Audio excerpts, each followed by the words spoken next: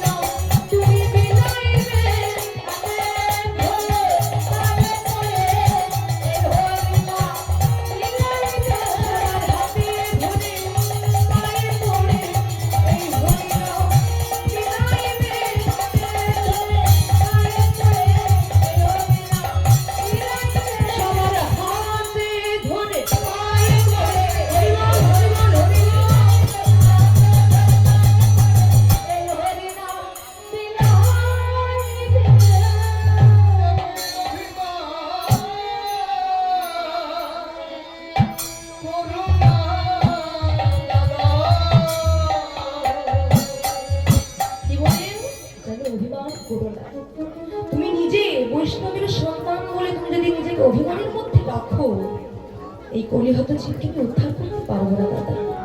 তাই তুমি সকলের হাতে ধরে পায়ে পড়ে এই হরিনাম দান করো। দেখো কতই দয়া। আজকে প্রশ্ন মহাজন বললেন এই সাধের মানব জন্ম পেয়ে আমরা যে দয়াল নিতাই চাঁদকে দয়াল গৌর চাঁদকে কাছে পেয়েছি এটা কিন্তু আমাদের জন্য কম পাওয়া নয়। অন্যান্য যুগে ভগবানকে পাওয়া যেত, ইষ্টদেবকে পাওয়া যেত, কিন্তু তার জন্য কি করতে হতো? ধ্যান করতে হতো, তপস্যা করতে হতো, তাই না? কিন্তু এই কলিযুগে আছে ধ্যান তপস্যা।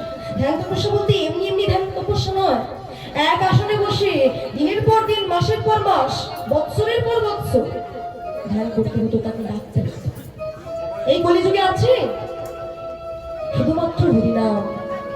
বললেন জানেন প্রভু এই কলিহত জীব এত কঠিন এত শক্ত কাজ এরা এত সময় ধরে করতে পারবে না, কারণ কলিজীবের স্বল্প আয়ু। কলিজীবের আয়ু কত? 100 বছর, তাও তো আছে না, তার আগেই চলে যায়, সময় তো বেশি নেই। তাই প্রশ্ন মহাজন বললেন এখনো একবার কৃষ্ণ নামে জীবের শত পাপ হরে, জীবের সাধ্য নয় জীব তত পাপ করে। হেন কৃষ্ণ নাম জীব লয় বহুবার, তথাপিও না হয় প্রেম, না বহে অশ্রুধার। কথাটি বললেন কি, একবার কৃষ্ণ নামে জীবের শত পাপ হয়। তাহলে আমি একবার কৃষ্ণ বলে বলতে পারলি তাহলে আমার সমস্ত পাপ হরণ হয়ে যাবে? বললেন না, তা কিন্তু হবে না। কেন না, একজন জীব যদি দিনের মধ্যে 112 কৃষ্ণ নাম জপ করে, 1000 বারও করে, কিন্তু তথাপিও না হয় প্রেম, না বহে অশ্রুধার। অন্তরের মধ্যে হা গোবিন্দ বলে যদি কাঁদতে না পারি, প্রেম জাগরিত যদি না হয়, বললেন কি, জানিবে সেই হৃদয়ে অপরাধ আছড়ে প্রচুর, কৃষ্ণ প্রেম বীজ তাতে